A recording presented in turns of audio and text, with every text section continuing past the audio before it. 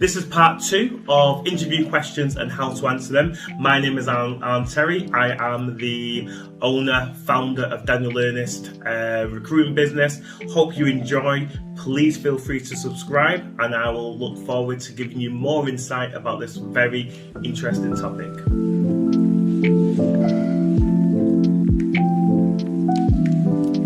Another interview question could be, tell me about yourself.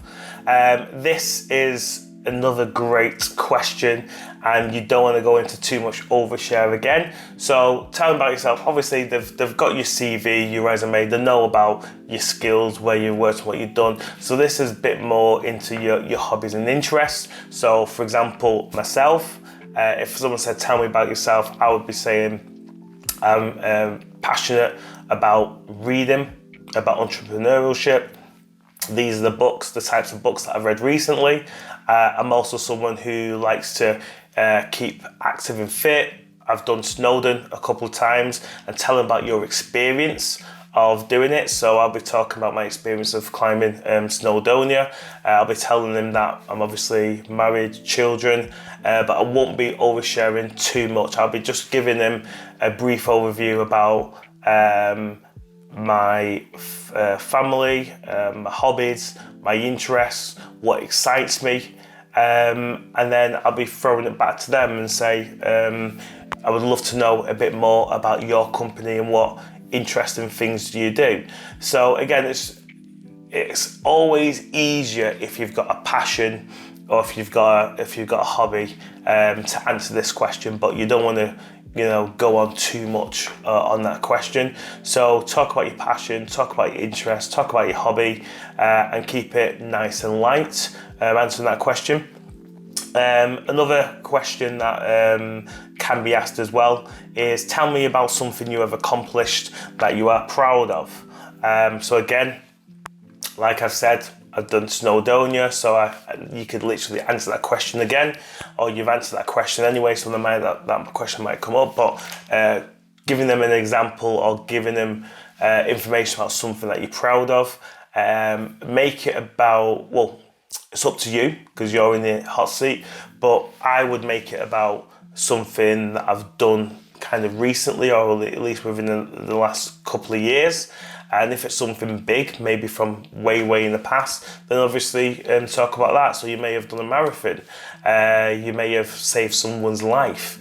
It doesn't have to be work related, and it doesn't have to just be about a hobby or passion, but you need to make sure it's a positive thing, and it's something that will stand out, and the interviewer will remember when they're interviewing someone else, or they've walked out of the office, they'll remember you. So you just need to be making sure that you come across likable as someone that they will remember and know, which is part of obviously the hiring process. Another question that will probably come up is, why should we hire you? So this is an interesting question, and it's one that a lot of people fail on, because a lot of people just stick with the basics, which is, I've got the skills for the job.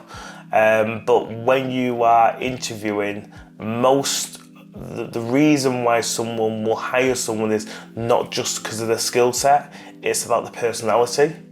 It's about the person. And it's about the soft skills as well. So hopefully you've done some homework on the company about the core values, what they do for fun or maybe not. But the best thing you can do is talk about the core values and talk about that. For example, your company is looking to give X amount of money away to charity. I actually do fundraisers as well. Yes, I do have all the skills to do the job. I've got X, Y, and Z, but not only do I have the skills to do the job, what I do in my personal life also fits in with your company. So I'm a board member, or I'm a councillor, or a mayor, or whatever it is. You need to kind of shoehorn it in to kind of what the company is doing, to make yourself stand out more. Yes, talk about you do have the skills for the role, and give example the skills you got for the role. But remember, people hire from people, people buy from people. So you need to make it personable, not just transactional, and hopefully that makes some sense. Another question that I've got written down here is, tell me about a time you had to persuade someone. So this question about persuading someone can be, again, depending on what role you're in, but it can be down to your negotiation skills. So it's very, very easy to answer when you're in a sales role, because you're constantly persuading people and having conversations with people. But the best way to answer this persuading people is there's two ways you can go down it, and you can go down the way of, I don't really persuade people to come to the same conclusion. What I do is I get data and I get factual information, and I make it hard for them to say no. So, for example, if someone was saying to me, I want a car, and it has to be an SUV, for example, then you ask the questions about what they actually want. So, right, it's an SUV, how many seats? Is it 5 seats or 7 seats? No, it has to be 7 seats. Okay, is it petrol? Is it diesel? Is it electric? Is it hybrid? What does it need to be? So you find out as much information as possible, what that person wants or needs, then you present them back with what they were looking for. So you said you want an SUV, you said it had to be 7 seats, you said it had to be hybrid, and you said it had to be this colour, and you also said it had to be this age, and then you present it back to them saying, this is what you've said, so based on what you said that you want, this is the car for you. And then it's easier to give the person,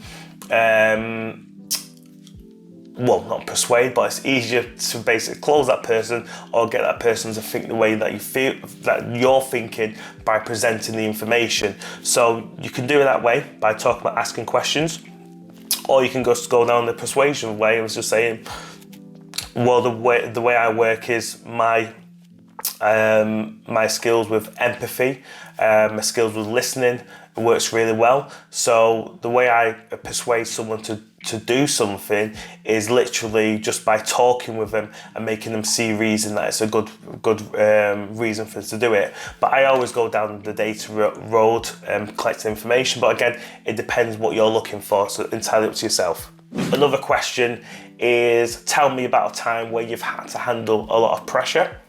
Again, I would keep it work related, but if you have been out of work, sometimes it is difficult. So if you have been a stay-at-home parent full time, so I don't obviously want to leave out people that have been home full time. So you can talk about the pressures around your work, not working from home, but being a stay-at-home parent. The pressures have been learning and relearning and re-educating myself to basically stay current with the market. So it could be technology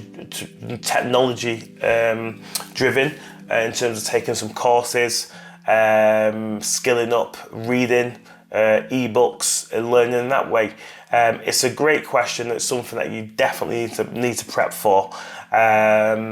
Also, having to answer that question as well, dealing with pressure.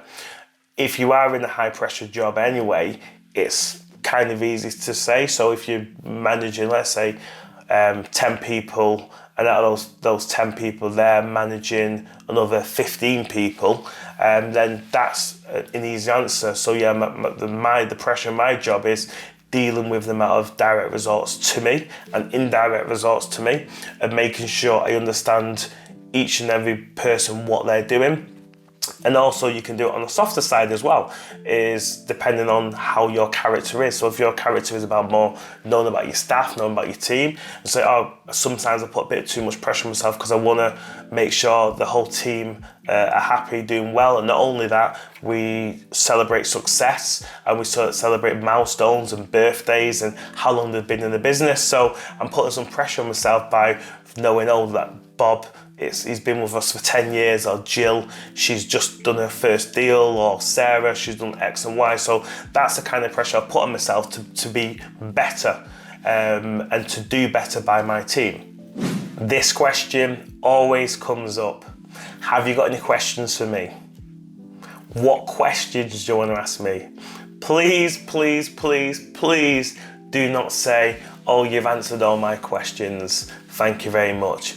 You need to have some questions on this. This is your time to get information to determine if you want the role or not. So a lot of things that may not be answered in an interview are things like, well, asking the question is, what challenges will this role face?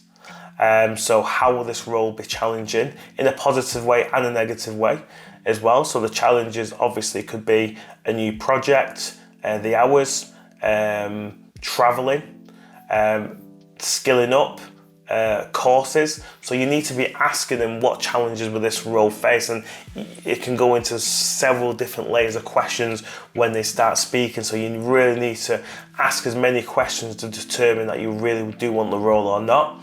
Ask questions about, and hopefully you've gone into, Google News about the business.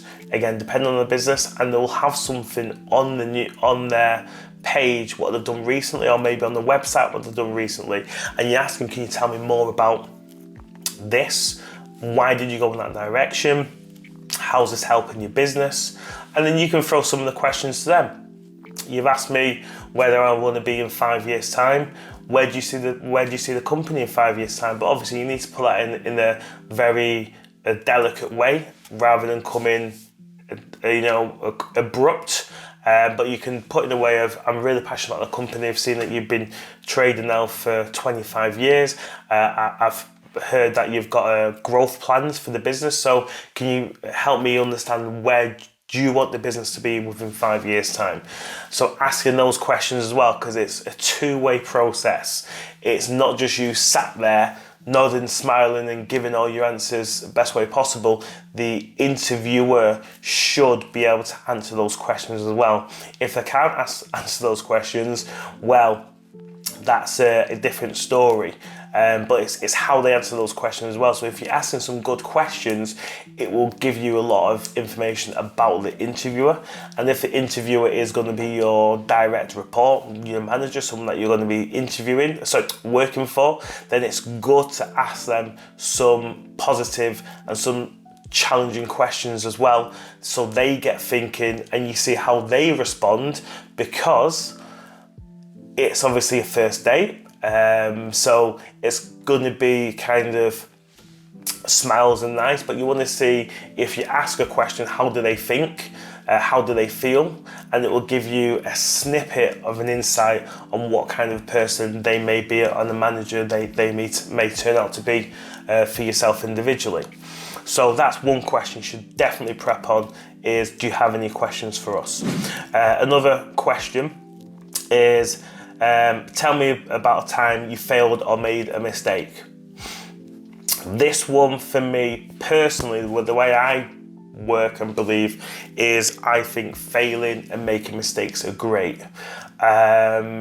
Again, it depends on your personality how you want to answer this, but me personally, I'll be saying I am failing all the time and making mistakes all the time. The reason why I'm failing all the time and making mistakes all the time is because I'm learning new things. As I said, I'm learning. I love to read new books.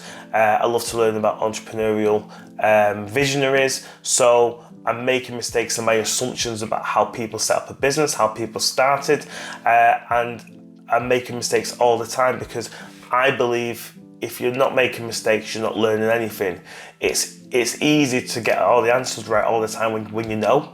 When you know what 2 + 2 is, you're always going to get it right.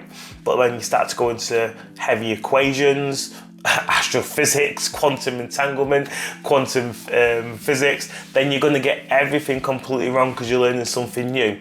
Obviously, I'm not saying you to go on that deep answer that way, but be prepared for the question on when was the last time you made a mistake and how do you deal with making mistakes. Me, I celebrate them and I learn from them. So it's about letting the interviewer know that, again, this is my personal answer, is I'm happy to make mistakes and I'm happy to fail at something, because I know next time I'll get it right and I'm going to learn from it.